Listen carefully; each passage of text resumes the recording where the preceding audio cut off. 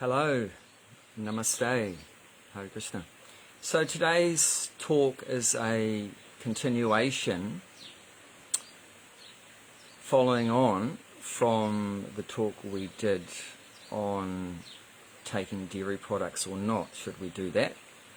And the conclusion was that we should take dairy products. It's very beneficial. I won't go over it all again.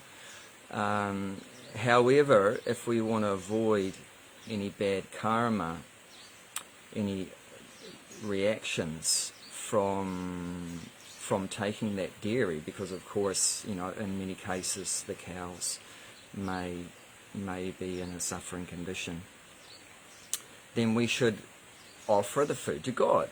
So that was mentioned, and I said it's not hard, it's a simple process how one can offer the food to God. And that will not only get us free from bad karma, but also will benefit those cows, which otherwise, what can you do to really help them? Actually, we can help them by offering their milk and the products, other products, to the Supreme Being. So today we'll explain that process that was briefly mentioned, which purifies that whole process of eating.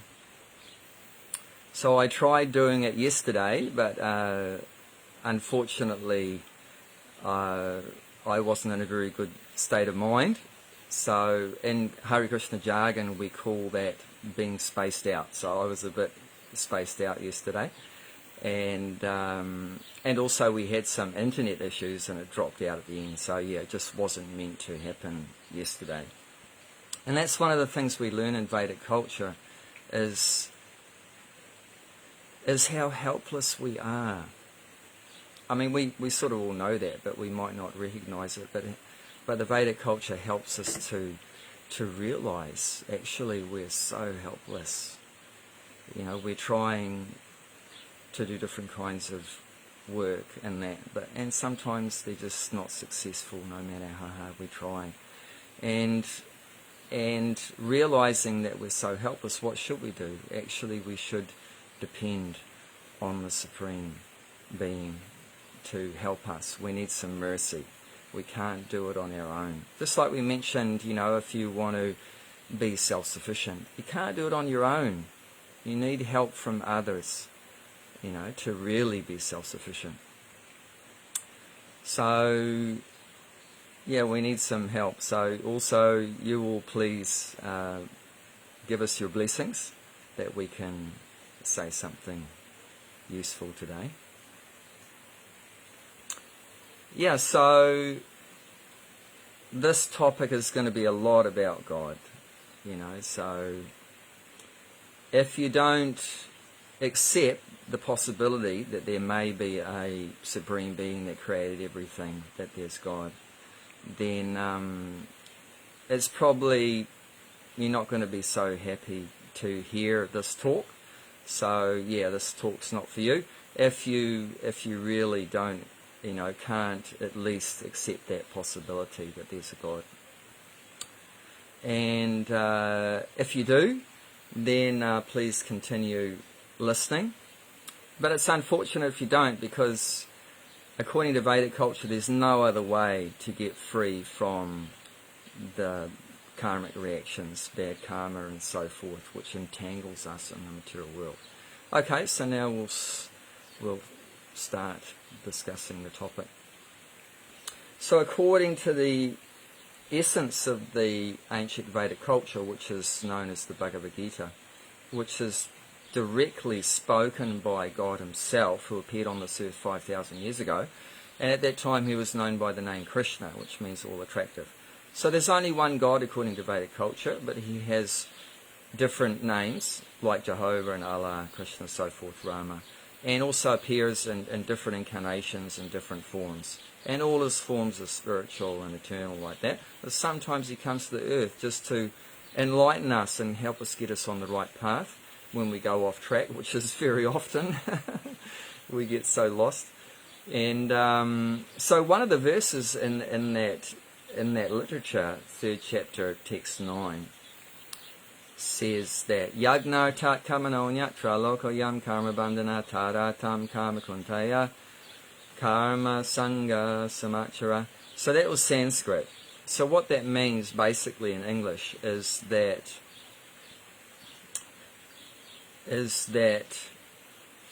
all of our karma, our activities, should be done for the sake of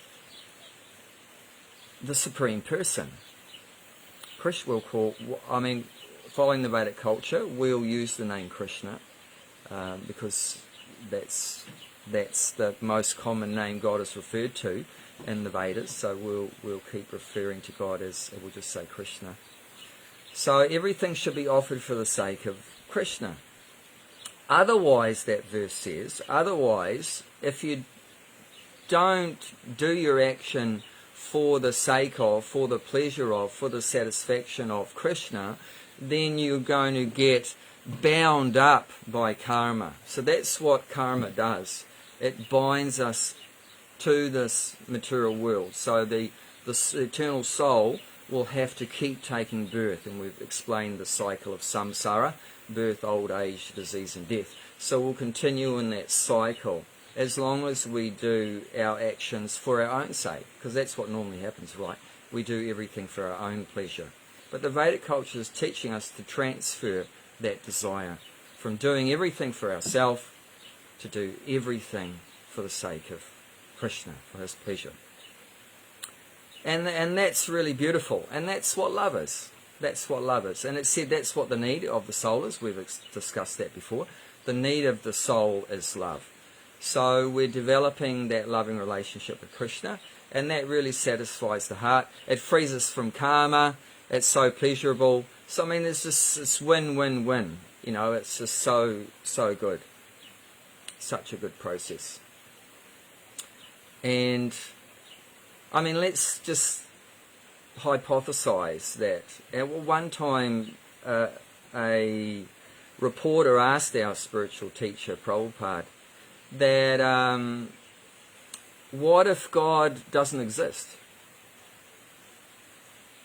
And he said that even if God doesn't exist, which he does exist, by the way, but even if he doesn't, just theorize that he doesn't exist, I would still do the same activities of offering to God and doing things for God. Because he said that what is the very lifestyle in the Vedic culture? It's such a jolly, joyous lifestyle. We're singing God's names and singing his glories and praising him, and you're feeling so happy that you feel like dancing and many times, and cooking nice vegetarian foods and offering them to God, to Krishna, and then enjoying eating those foods, and it's just so nice, So even if God didn't exist, then we'd still continue to do the same thing. And if God does exist, which he does, if God does exist, then you hit the jackpot. You had such a good life, and at the end of your life, you get liberated. You get freed from this, material world of so many sufferings. You're completely out of here. You just won lotto, big time. You hit the jackpot. If what the Vedas says is true, which it is, and so many great authorities and personalities are in agreement with that, then you completely hit the jackpot. You got rid of all your karma, which is causing you to take birth again. You had such a nice life, and you're going to be liberated and get an eternal blissful existence after this one. And like I say, even if it wasn't true, then you still had a nice life. It's such a nice, the Vedic lifestyle is so nice, so pleasing, actually. So there's what I'm saying is there's no loss. Just try it out. There's nothing to lose. It's for free. The process of offering to Krishna, he's not charging us. It doesn't cost us anything. A little bit of time, a little bit of effort, but you got to do something with your time. And like I say, it's a very enjoyable way to spend your time. And I tell you what, you'll immediately experience good results if you offer your food to Krishna. And many people say that, they go to Hare Krishna restaurants around the world, cafes and so forth, to go to a temple and have Hare Krishna food. And they say, wow, this food tastes so good. How come it tastes so good? We make the same kind of food at home. We cook rice at home and dal at home and curries and sweets and stuff at home, drinks. But it tastes much better here. It's like nectar. How come? And we say, because it's been offered to God. It's been offered to Krishna. So he's put his nectar on it. He's blessed it. The food is completely transformed. It might look the same, but actually it's completely transformed. And we can directly perceive that transformation through the taste. It's so much better. And I mean, I've been eating Hare Krishna food for 30 years. And I would never go back and never want to eat anything else. Because, like I say, it's just so much better. And yeah, not only it tastes better, but also your health gets better. It's so much better for your health when you eat sanctified, purified food. So the food, once you offer it to God, to Krishna, that is called in Sanskrit prasadam. So prasadam means mercy. So we're offering out of our love, we're offering the food that God is providing us, all these ingredients. So we've transformed those ingredients into some kind of food preparations, and then we offer it with love to God, and out of his love for us, out of his mercy and kindness to us, he gives it back to us to eat and nourish ourselves and, develop our devotion and feeling for him when we eat that food. But yeah, it's got his mercy in it, that food, once you offer it to him, and it's blessed, it's sanctified, so you eating sanctified, blessed food. So we'll talk about how to offer the food and who to offer it to. How do you offer? You offer the food to the sky or something? No. Of course, God is everywhere. His energies are everywhere. But God is also a person, according to Vedic culture. Some people, most people that believe in God, their idea is that God is just energy. And that's a fact. God's energy is everywhere. But he also has a personal, localized form. And that form is the source of all that energy. Just like the sunlight's everywhere. But where does that sunlight come from? It's not just by itself. The sunlight comes from the sun planet, which has a form. You see? Has a form. So in the same way, that all-pervading aspect of God, which in Sanskrit is called Brahman, that comes from the Supreme Person, Krishna. And that energy is like radiating out from his form. So that's the source of the energy, is that form of the Lord. So we want to offer food to the form of the Lord. Now, well, I can't see Krishna. So he's in the spiritual world, or we're ignorant to where God is, generally. But the Vedas explain that out of God's love for us, he manifests himself in the material world in a form that we can see. And what is that? That's called in Sanskrit Archa Vigraha, which in English we would say a deity. And that deity is made of material elements that we can see. The deity may be made out of wood, metal, stone, glass, sand, or a picture, a painting like that. So we're going to show it in the painting form today, a deity in a painting form, picture form.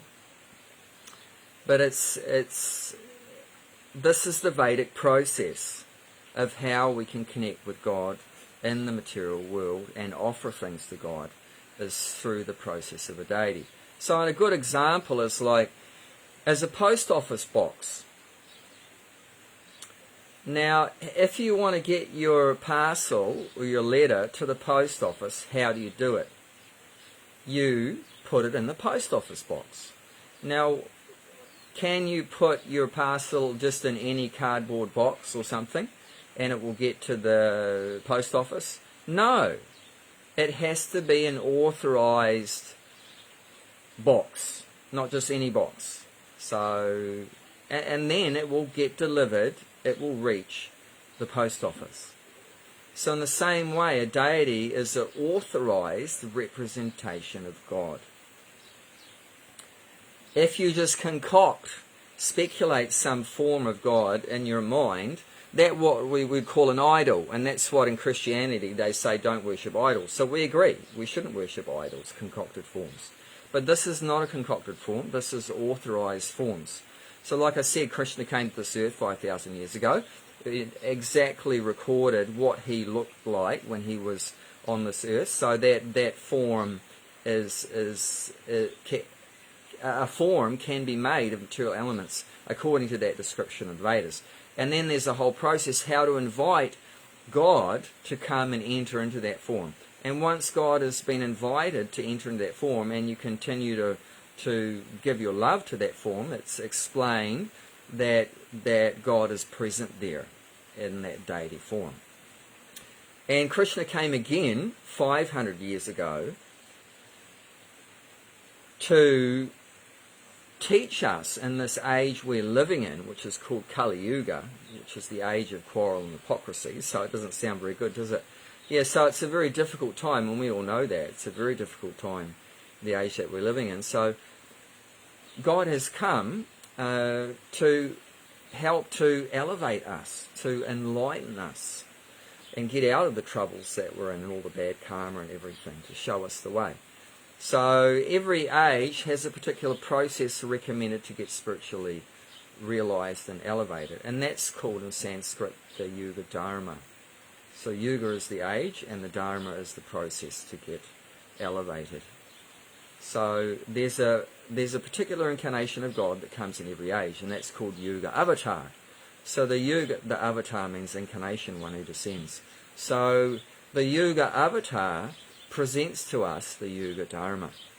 So who is the Yuga Avatar for this age that we're in now? And his name is called Lord Chaitanya. Lord Chaitanya or Gauranga. So he is Krishna, but in a different form with a different name. And what I'm going to explain to you is to get the most benefit and best result for offering the food and to make sure it gets accepted. The best thing to do, especially when you're starting out in this process of sanctifying your food, is to offer it to Lord Chaitanya. So I'm now going to show you what I'm talking about. So here you go.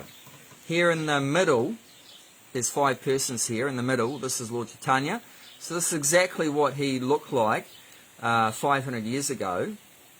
And they're dancing and their hands are in the air because they're chanting God's names. So, like I mentioned, this is part of the life of a devotee of God, is to always be glorifying the Lord and praising him like that, and one feels very happy and dances in that situation. So here's a depiction of Lord Chaitanya with some of his main associates 500 years ago. So this for us is a deity. This is a form that we can focus on, concentrate on, and offer the food to. So you just keep a picture like this in your house, and I'll put it in the comments afterwards, the name of this picture, and you can just download it off the internet, print it out, have your own picture. It's called, this particular group of 5 personalities is called Pancha Tattva. Pancha means 5 and Tattva means truths. So these 5 personalities are Pancha Tattva. So you have this picture in your house, and you prepare whatever food you're preparing. Like this morning, what we've just put together, some fruits from our garden, some plums. This is some plums here, and some apricots, some nectarines, and some bananas, obviously, and just some water. And this is a holy basil leaf. We'll explain about that. If you have holy basil or tulasi, you can put that there too. It makes the offering even more pleasing to Krishna. If you don't have that, no problem. And so whatever you want to eat, and basically you offer whatever you're planning to eat, that's vegetarian. So it has to be vegetarian food. Because why? Because God in any form, He's a vegetarian.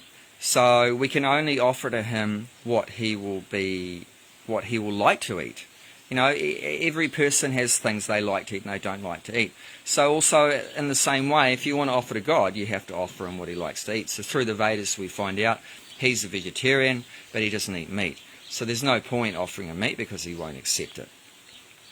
So then whatever vegetarian food you want to eat, you prepare it, and while you're preparing it, you don't think about eating it.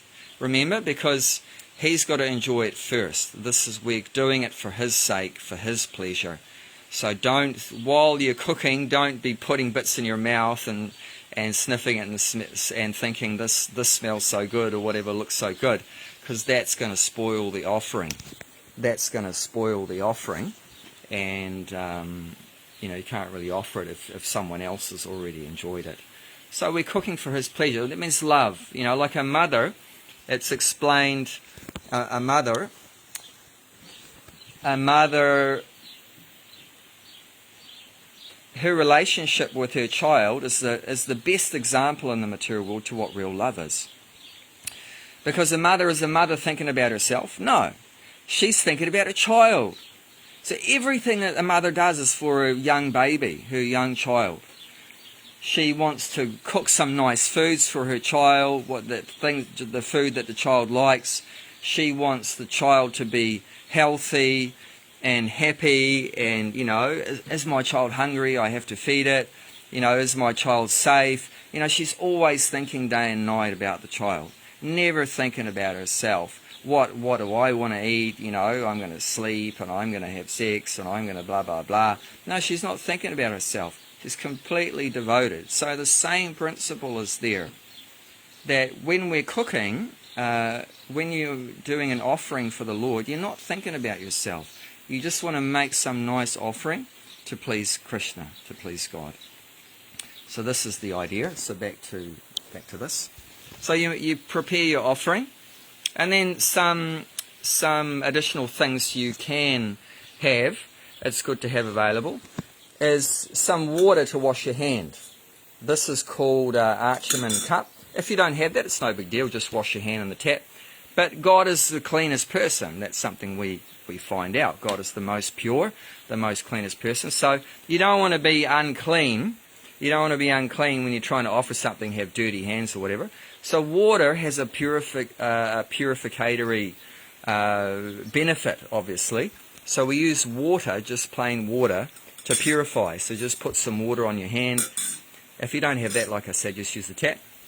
And when you're doing the offering, you can ring a bell if you want. If you have a bell, or you can get a bell. If you don't have a bell, whatever, it's no big deal either.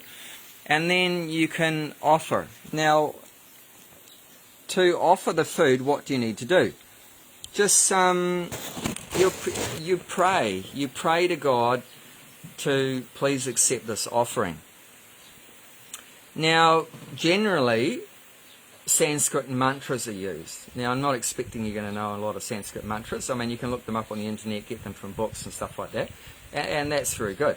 The best mantra of all mantras, and if you want to keep your life really simple and not have to learn heaps of different mantras, which they use in temples and so forth, then it's just got 3 words in it: Hare, Krishna, and Rama. And it goes like this, and I'll put it in the comments afterwards. Hare Krishna, Krishna Krishna, Hare Hare, Hare Rama, Rama Rama, Hare Hare. So these are 3 different names of the Supreme Being. Hare is the supreme energy of God, and Hare has a female form.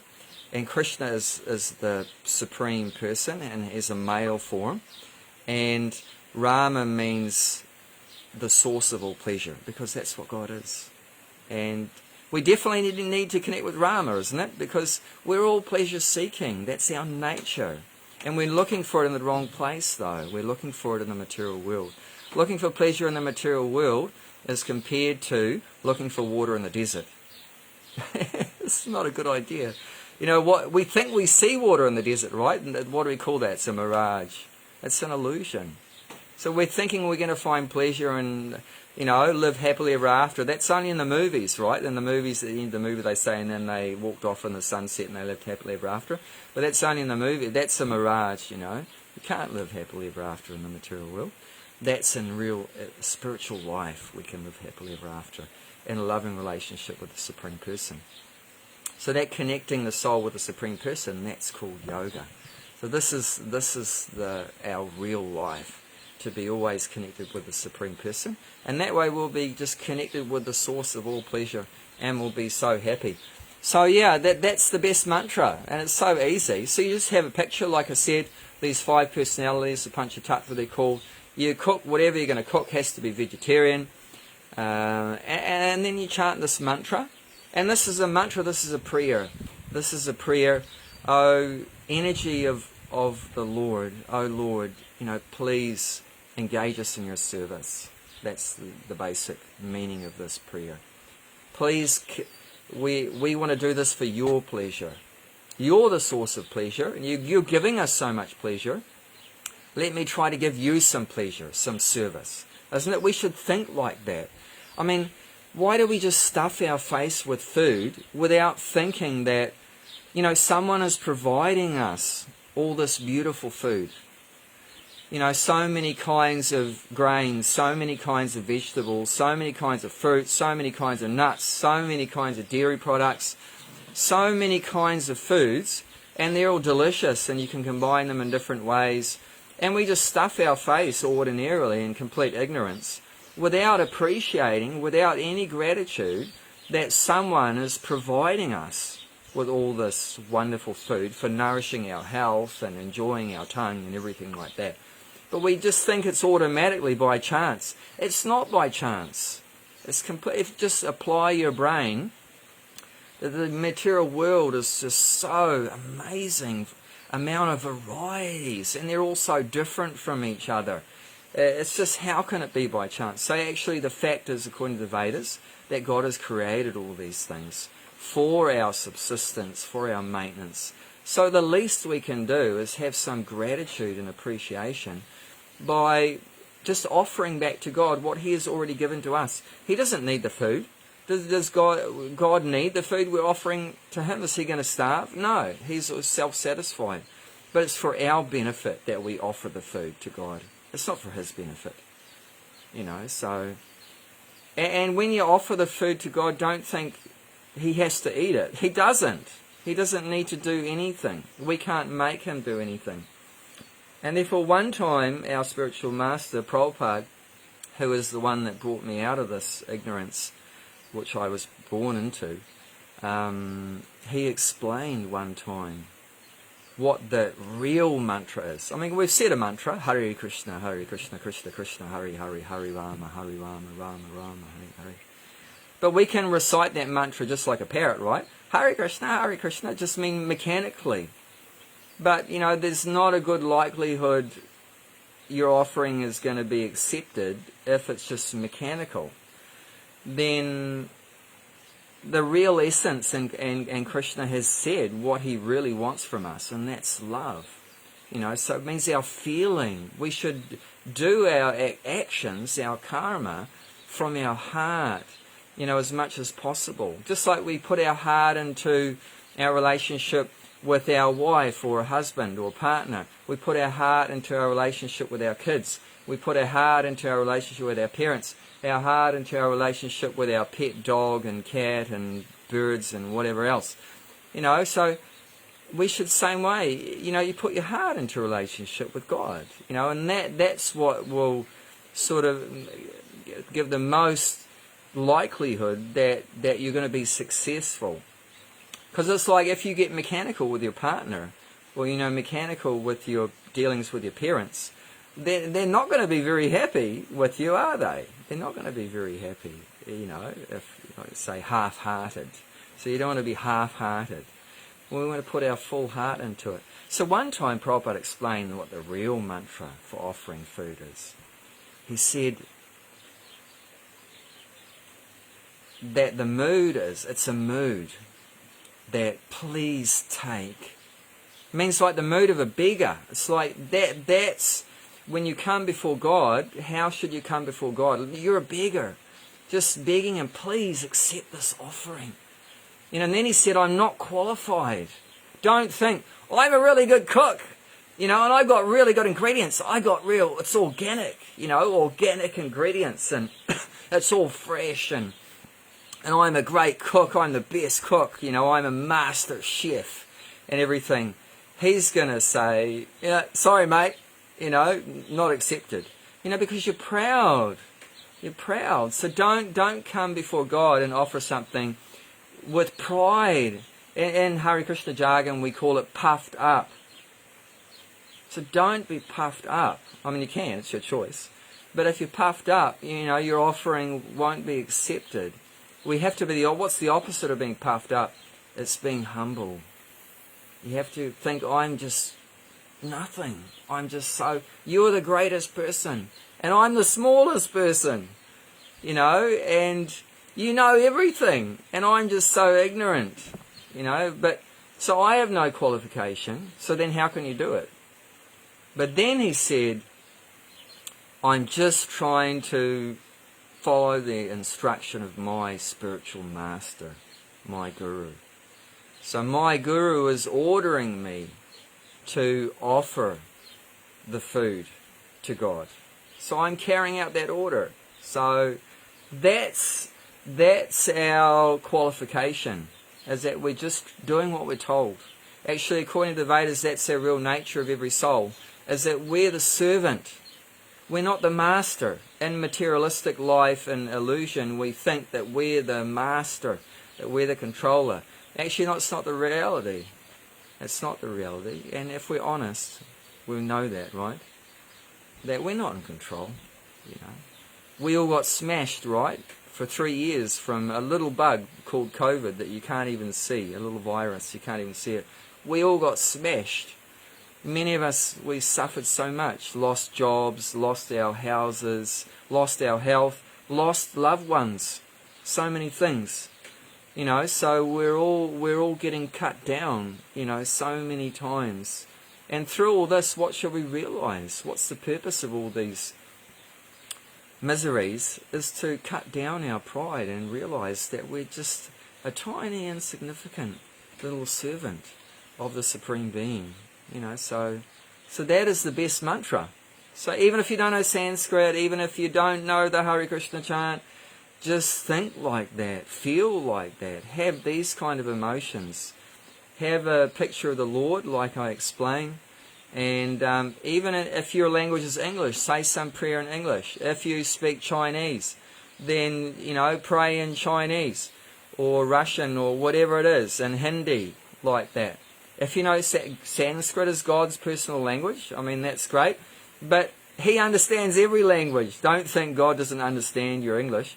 He understands everything. The main ingredient, like I'm saying, is love. And that in Sanskrit is called bhakti. So this is the process of bhakti yoga. It's non-sectarian. It's universal. You can be Christian, a Hindu, a Muslim, a Buddhist, an atheist, a black and white, young or old. Because these are all bodily designations. But bhakti has got nothing to do with the body. It's completely on the spiritual platform. You are an eternal soul. You're not the body. And you have an eternal relationship with God. And what is that relationship? To love God. God loves you already. There's no question about that. But the only question is, have you revived your love for God? And this bhakti yoga process of offering food and our whole life and so many things is to help revive that. It's already in the heart, but it's covered over by the crap of material life, which is lifetime after lifetime, and ignorance, and lust, and greed, and anger, and pride, and envy. All these, material qualities have covered over our loving relationship with the Supreme Being. So in the Vedic culture is giving us the process, bhakti yoga, how we can remove all this crud that covers our heart and reawaken this loving relationship with the Lord, You know, I wasn't brought up as a Hindu or, you know, in Vedic culture or as a Hare Krishna or anything like that. I was brought up very materialistic way. But when I heard from a devotee of the Lord, that reawakened in my heart my love for the Lord. So that's within everyone. If it can be reawakened in me, it can be I was the worst person. You know, and I'm still not that good. But, you know, we're working on it. We're working on it. So it's work in progress. But yeah, if I can take up this process and offering food and other things to the Lord, then you can. Anyone can. It's very easy. You don't need much. And one thing I didn't mention is that, we're nearly finished now. So one thing I didn't mention, the plate that you offer the food on should be just used for offering to God, for Krishna. So no one else eats off it. Don't use one of your old plates. Get some new plate, whatever it's made of. This one's made of silver, but it doesn't have to be. It can be stainless steel or whatever like that. You know, some nice clean plate. Don't use plastic. It's like disgusting. But you get some new plate, and away you go. So yeah, you just need a picture like this, and you need a new plate, and then whatever you want to eat that's vegetarian, put it on there, and everything else is optional extra. Have your bell, your water pot, or whatever like that, and you already have the main thing, which is love. You already have the main thing you need to offer to God, and that's love. You just got to give it to Him. You know, so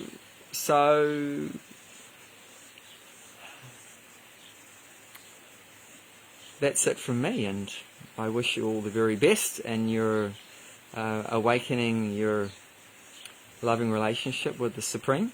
And this is the real purpose, according to the Vedas, of human life. So our life is very short, it's very temporary, and we realised that recently, right, with this COVID things. And now there's so many phenomena, right? What's called died suddenly. I'm not sure if you've seen that in the news and stuff, but heaps of people are dying suddenly. So I don't want to scare you or anything, but it's a fact that any of us can die at any time, you know. So our life's very precious. So I recommend you start this process when? Not at the end of your life, not next year, next month, next week. Start it now. Start it now. Because life is so short, and we want to develop our love for the Supreme Being as soon as possible, because we don't know how long we have. You know, and that will protect us from the greatest fear. The greatest fear. What is the greatest fear? What should we be afraid of? And that is when the body dies, that we go down due to bad karma. You know, in this life, we go down to a lower species of life. You know, take birth as some cockroach or a worm or a dog or whatever, according to our bad karma.